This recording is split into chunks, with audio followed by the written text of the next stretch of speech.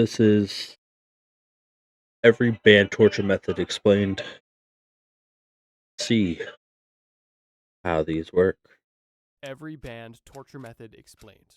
Hello, everybody at Trust Me Bro. I'm John Kiriaku. The rules all together. Just gonna skip Let's ahead. begin. Torture's ancient origins. The ancient origins of torture come in two primary forms: physical evidence and recorded evidence. Let's focus on the first. Currently, the oldest physical evidence we have of humans torturing each other date all the way back to 5200 BC, roughly Damn. 7,000 years ago. This physical evidence Yeah, comes in the form sounds of a right. Neolithic mass grave. This mass grave was discovered in 2006 when archaeologists were called to a site after construction workers building a road reported finding human bones in a ditch they were digging beside the road. After doing some research, these archaeologists were able to determine that these bodies were over 7,000 years old, and these bodies likely belonged to a group of early farmers that lived in the area. Interestingly and morbidly, in this 7-meter-long pit that was excavated by archaeologists, they were able to find the I'm a bit skeletons blind. of over 26 individuals. However, the assortment of these skeletons was odd, and the conditions of these skeletons were even more odd. For starters, seemingly most of the bodies that were buried in this pit suffered substantial and peculiar damage. Many of these skeletons not only displayed fractured skulls, arrow injuries, and signs of blunt force trauma, they also showed the deliberate destruction and mutilation of the leg bones, something that archaeologists saw as extremely odd. When you couple this fact with the fact that these skeletons did not just belong to adult men, but they also belonged to men, women, and children, meaning that these Oh. weren't soldiers, these were simply civilians and farmers, it becomes obvious that these injuries weren't consistent with normal death, and the conclusion that archaeologists and researchers came to was these individuals were the victims of a deliberate torture. Now, whether or not these That's a lot better. individuals were tortured while they were alive, or they simply had their bodies mutilated after they died, is debated. Although most researchers and archaeologists working on this project do generally agree that the way that these bodies were scattered in the mass grave, the condition that they were left in, and also the That's just makeup trust of the me, bro. individuals in this group are not consistent with any other sort of outcome other than an intentional and methodical destruction and torture of these individuals, shining a rather dark light on the final moments of these individuals as well as the time frame as a whole. This is in no way, shape, or form the first time a human has ever tortured another human, although this is simply the oldest recorded physical evidence of torture we've found so far. And while the experience these individuals likely suffered is beyond brutal, the fact their bodies are able to tell the story of their death nearly 7,000 years later is rather interesting, albeit Yes. in a rather morbid and upsetting way. That is interesting because you think about it, like bones decay over time, and 7,000 years ago, we still found the bones, and like shows torture and damage to how they were killed and stuff is actually pretty insane to me. Like the factor of like what caused them to get that injury and how did that up to what happened. But moving on from the first physical evidence of torture, let's now discuss the first recorded evidence of torture, which comes much later in history, roughly 3,000 years later, or roughly 4,000 years ago from today, in the mid to late 1770s BC. During this time, the ancient city of Babylon was thriving in ancient Mesopotamia. And while That's there's cool. plenty of things we could talk about in regards to the ancient Babylonians, one of the most relevant parts of their lore I want to discuss is their exceptional record keeping. Most notably, a legal text known as the Code of Hammurabi. The Code of Hammurabi is far from the first ever written record, and it actually came thousands of years after the ancient Sumerians invented the written word and record keeping as an activity. However, the Code of Hammurabi would introduce a first of its own, as it was the first ever piece of recorded text that would mention torture by name, and it did so in a legal context. The Code of Hammurabi mentions countless laws. However, the one most relevant to this video is law number 153, and this law states explicitly, quote, "If a woman bring about the death of her husband for the sake of another man, they shall impale both of them." Now, in case that wasn't already obvious enough, what that's essentially saying is that if a woman is cheating on her husband and decides to conspire with her new boyfriend to kill her husband, both the wife and the boyfriend should be impaled for their crime. Now, while that alone is interesting enough, obviously the most interesting part is that the punishment mentioned by name was being impaled. And while, yes, you could argue that being impaled is a method of execution, when you have an execution method that is so painful, so drawn out, and typically done in a public fashion to humiliate the victim as they die, I think it's hard to argue that execution doesn't also serve as a torture method. And therefore, the Code of Hammurabi made history by being the first ever recorded reference of torture. And yet, we're just getting started. Early torture regulations. Although we're about to discuss a small handful of civilizations The where Roman torture was times. relatively common, almost paradoxically, torture had its own code of ethics, or at least rules of conduct. Which to me kind of suggests, even though on a societal level, torture may have been used for one reason or another, on a personal level, it appears that most people knew that torture was something that was objectively bad, at least when used out of context. Which brings us to this entire section. Now, quickly, it's worth mentioning that in these early examples of torture regulation, there aren't many cases where a specific torture method is outright banned. But don't worry, we're getting there. What we do see in these early cases of torture regulation is the outright ban of the use of torture in certain contexts and on certain groups of people. And of course, these early regulations and laws turn into what will eventually become the banning of specific torture methods and eventually the outright ban of torture altogether, which is why it's worth mentioning this brief history, albeit quickly. Let's pick up exactly where we left off in ancient Babylon. Like I just mentioned in the previous section, the Code of Hammurabi, the legal code of Babylon, has the first ever recorded mention of torture, which is interesting, but it's also not that cut and dry. You see, the Code of Hammurabi suggests that Babylonian culture was simply not using torture for no apparent reason. It instead suggested that these torture methods be regulated under the guide of an eye for an eye, essentially meaning the severity of your crime should match the severity of your punishment. Which lines up exactly with the example I gave earlier. Where Oh a God. wife and her secret boyfriend end up killing her husband, they will both suffer torture and death because they caused death on her husband. And whether or not that is moral or just is up to you to decide. However, that's how it was done at the time. And the ancient Babylonians and the Code of Hammurabi, if nothing else, prove that torture was common and literally used to enforce the law. It was also regulated to only be a punishment, and a fitting punishment at that. Now, whether or not these guidelines were You followed brought even a a little, dill. if at all, is another story. However, if nothing else, there was Brought a at least a dill to a knife suggestion fight. on how torture should be used. Skipping ahead over 1,000 years from ancient Babylon to ancient Greece, we have an entirely new set of rules surrounding torture. And even though we have over 1,000 years of societal and human development and progress, it almost seems like the rules around torture took one or numerous steps backwards. In ancient Greece, there was no formal ban of torture. However, there was a general exemption of torture for all civilians. However, it's important to understand who is and isn't a civilian in ancient Greece. Civilian doesn't just mean non-member of the military. It also means non-slave and non-foreigner. And both of those groups of people weren't necessarily uncommon in ancient Greece, meaning that torture also wasn't uncommon. But it gets worse. In ancient Babylon, it was at least suggested that torture only be used as a punishment for a crime, and that the severity of the punishment be equal to the severity of the crime. However, in ancient Greece, while torture could be used as a punishment, it was also more commonly used as a method of collecting testimony. And the reason for this is because in ancient Greece, if there was an ongoing legal situation and a slave had evidence that could be helpful in this legal situation, a slave could not simply offer evidence, as slave evidence was often only admissible under duress. Which, to put in simple terms, essentially means evidence from slaves was simply not to be trusted unless the information was offered during torture. So if you were a slave in ancient Greece and you saw somebody kill somebody and you wanted to go report that to whoever, your word essentially meant nothing. And even if you went to go tell them the truth, they couldn't take that at face value, and they would have to beat you and torture you until you would then say the same thing for it to then be trusted and believed. Talk about brutal.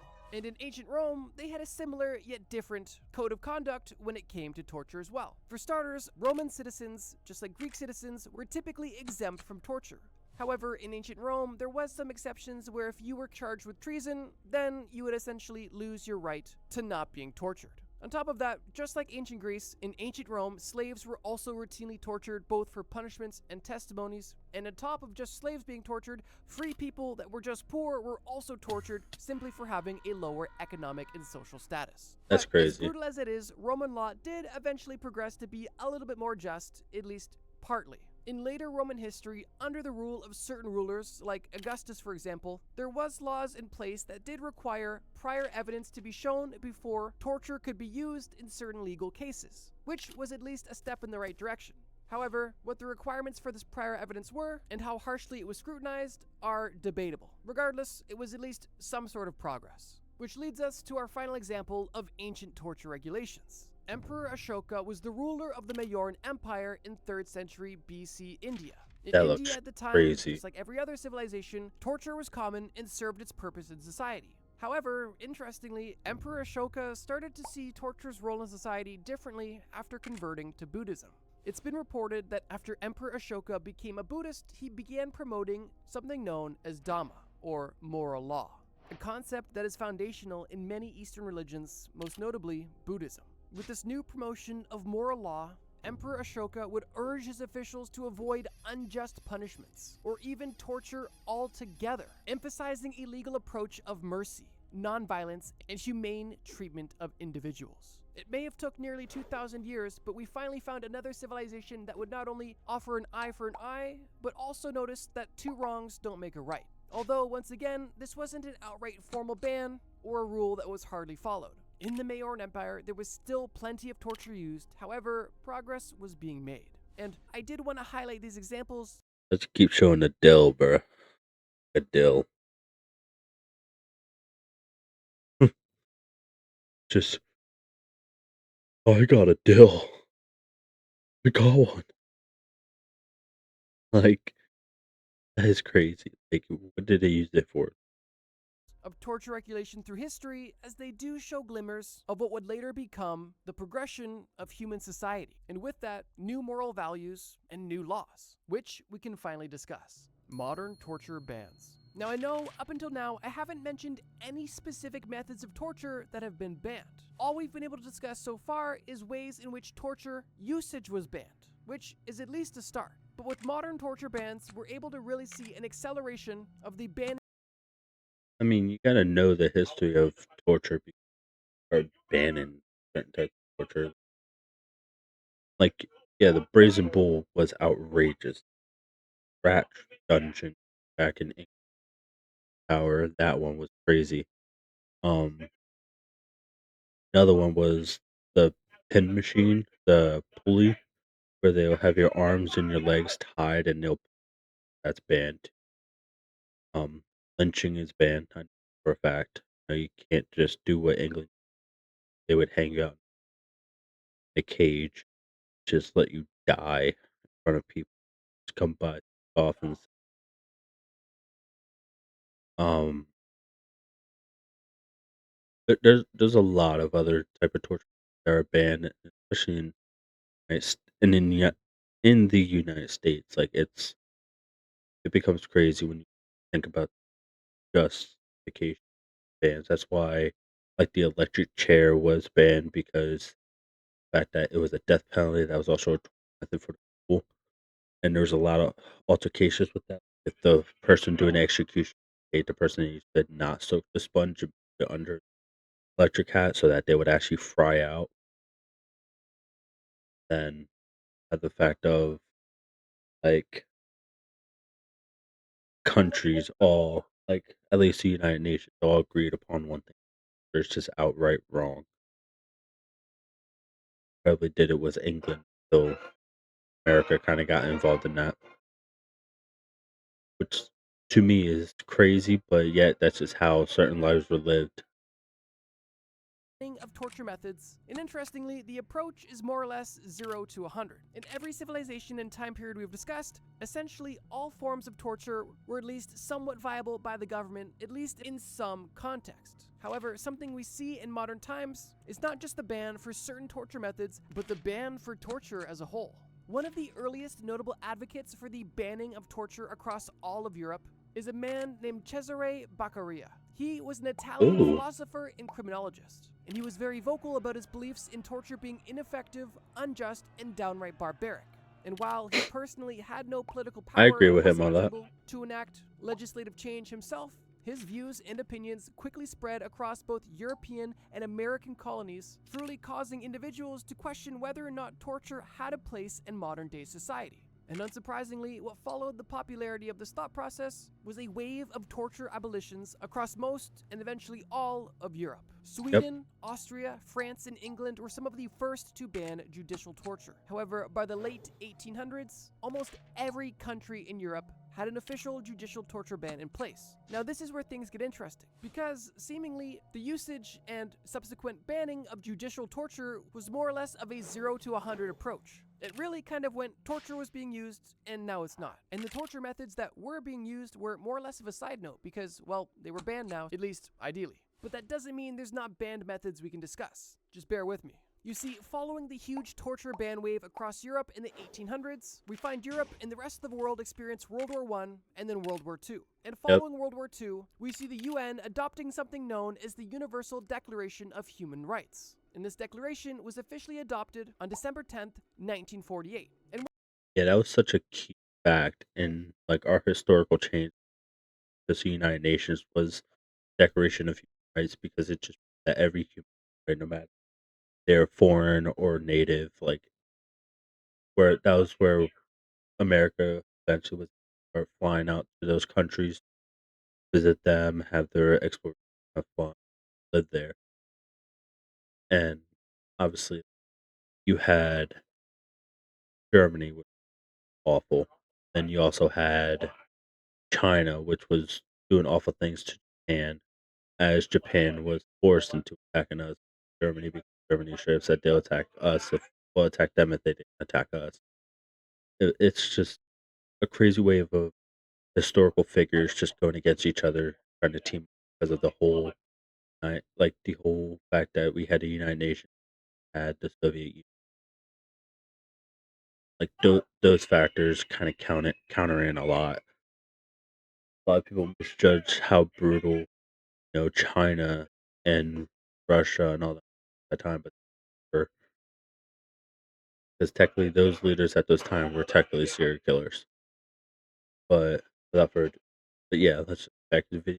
what this declaration was essentially the first global recognition and statement of fundamental human rights globally. This declaration is much longer and much more complex than I could get into in this video. However, one relevant part of this declaration is Article 5, which states, Freedom quote, of torture. "No one shall be subjected to torture or to cruel, inhumane, or degrading treatment or punishment," making an extremely cut and dry case on what is and isn't allowed in regards to torture. And obviously, nothing is. Article 5 of this declaration essentially stated there is not any situation where torture is ever permitted, not in wars, not in certain emergencies, and not even in national security situations. Something that we could see as subtle foreshadowing. Now, even though this initial declaration was not legally binding in 1948, it still carried a massive moral and legal influence as it was a globally recognized treaty. However, it wouldn't be long until 1984 that the UN's Convention Against Torture would officially become legally binding, more or less making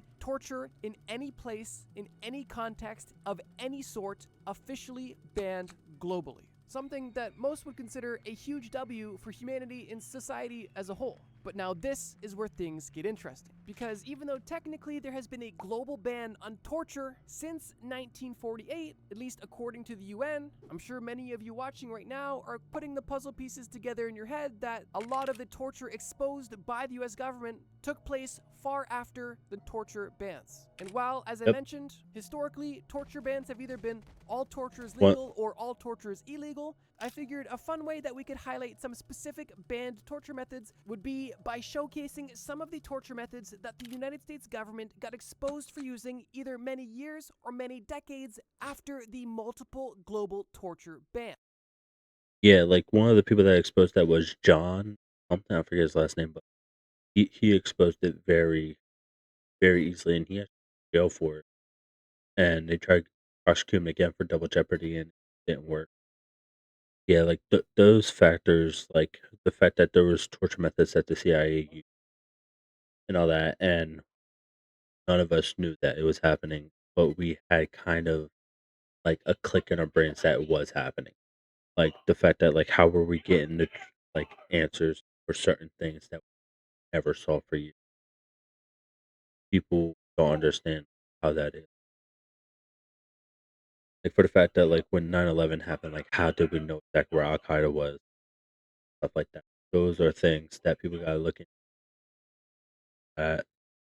Pretty interesting. Like he really pinpointed that our country, even though like those bands were placed there, stuff like we were still doing it underneath everyone's exposed, and our country most, which I'm glad it got exposed. But yeah, One of the earliest and most notable examples of torture conducted by the American government basically right after the ban was Project MK Ultra. For those unfamiliar, MK Ultra was essentially a secret mind control program by the CIA whose sole goal was to try to develop both a truth serum and also to see if it was possible to break the mind of an individual to then rebuild them as your own perfect robot. And these would both be beneficial to the United States government for military applications. As dystopian and disturbing as that sounds. During the duration of Project that's MK crazy. Ultra, numerous forms of unique torture took place, with a few notable examples being dosing high levels of LSD and other psychoactive drugs to unwilling and unknown participants to simply see what would happen, electroshock therapy, sensory deprivation, prolonged hypnosis, verbal abuse, sexual abuse, and psychological manipulation. Sensory deprivation. That is insanity. Like this one, like sensory deprivation, sexual abuse, and psychological is absolute insanity, especially after dosing them with LSD stuff. Like they're not able to do anything. That's a scary thought.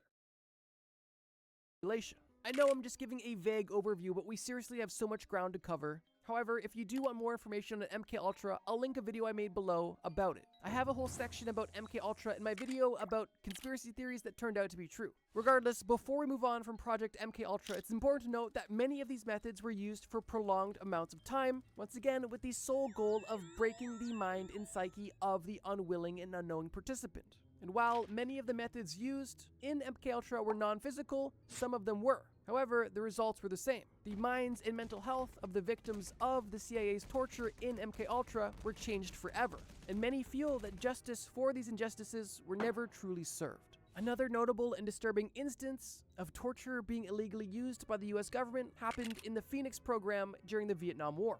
The Phoenix program, Ooh, once again, was the product of the CIA. And the goal of this program was to act as a counterinsurgency effort in southern Vietnam. And while the reported main goal was to destroy Viet Cong infrastructure, what largely ended up happening and what ended up being exposed later in congressional hearings was a lot more disturbing than what was initially released. Some very graphic and very illegal torture methods used during the Phoenix program were the following: intense beatings with whips and hoses, rape and sexual violence, water torture, electric shocks, specifically electric shocks to the genitals of a victim.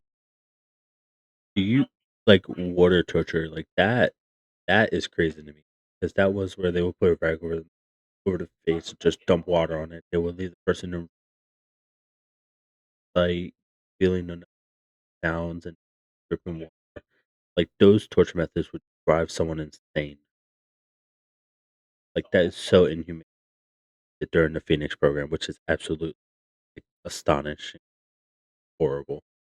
Victim, intentional dog attacks, inserting objects into the ears and brains of certain individuals, and much more. And while those two separate examples of the CIA and US government using extreme force and illegal torture methods is disturbing enough, we're still not done, because we are only now getting into what some would consider the worst of the offenses. You see, due to an event that happened in 2001 in New York that I can't mention because I want to pay my bills, the United States was reasonably very on edge. However, many would consider their response to this feeling of insecurity as so unreasonable, in fact, that the US government would need to rebrand torture so that they wouldn't feel like they were breaking the law. And that's exactly what they did. From 2002 until 2009, the US government knew that they wanted to extract information out of people by any means necessary. But they About also Al knew Qaeda, that yep. torture was frowned upon and illegal. And because they couldn't publicly be saying that they were torturing people, they needed to rebrand it so it sounded okay. And what they came up with was something known as enhanced interrogation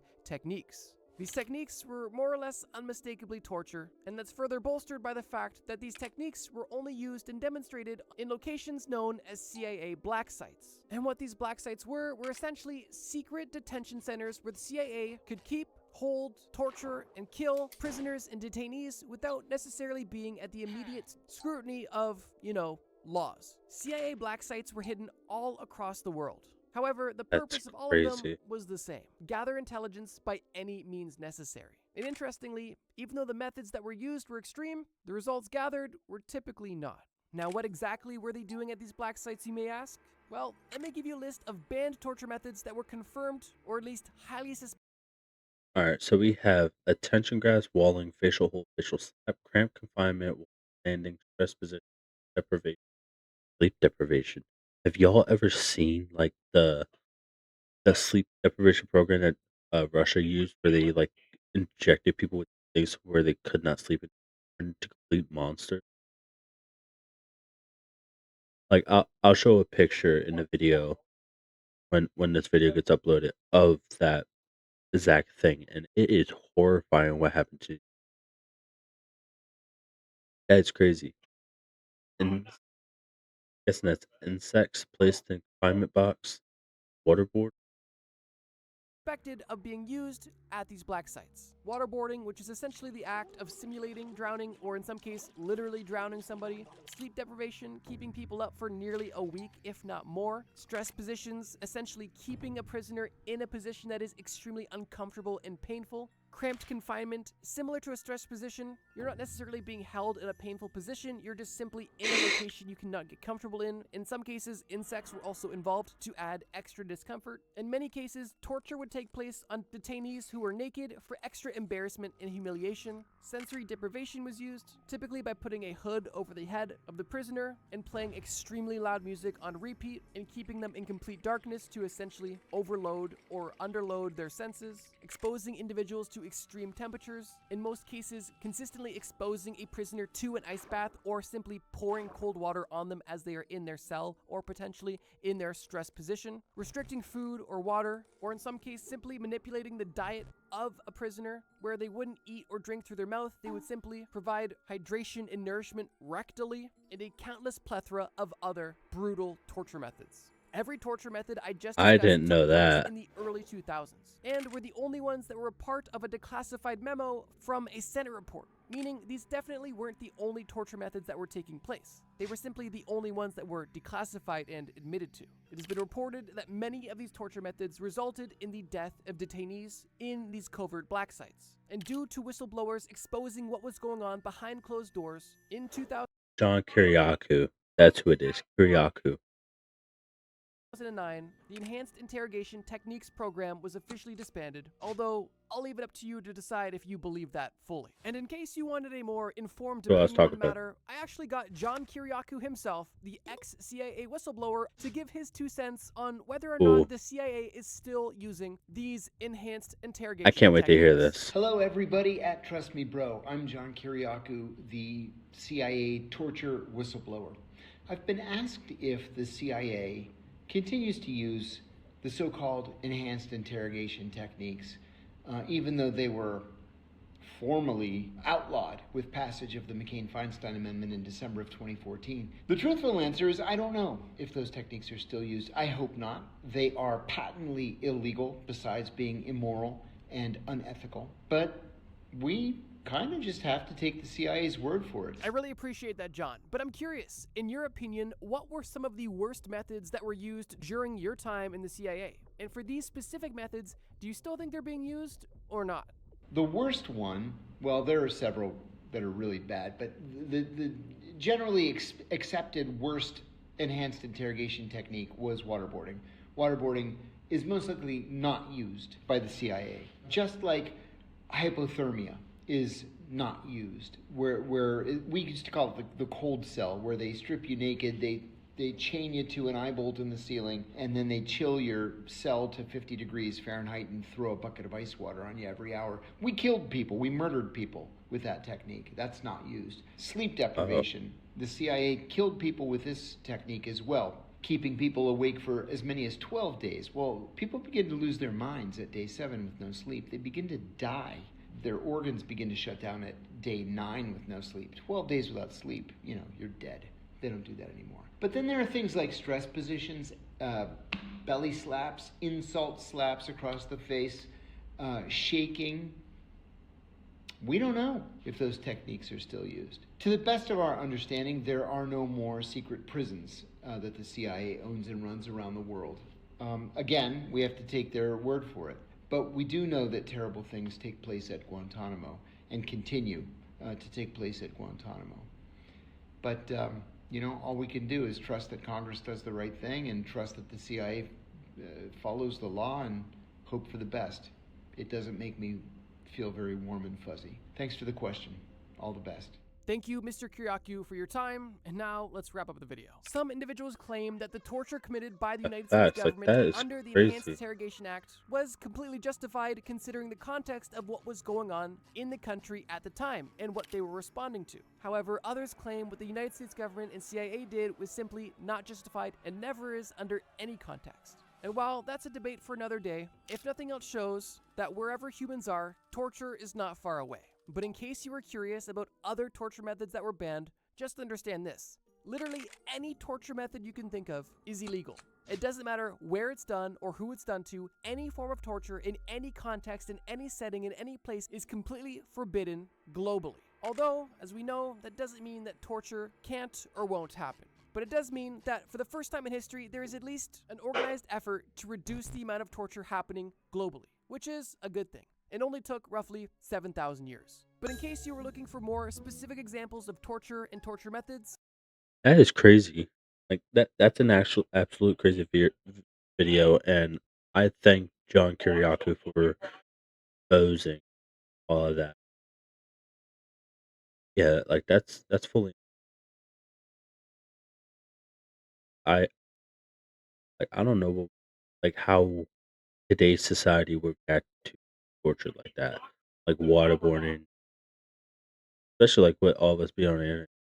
Half these people are only based on them experiencing months without the internet, nothing. They would lose. But yeah, either way, this was every banned torture method explained by Trust Me Bro. Thank you, Trust Me Bro, for making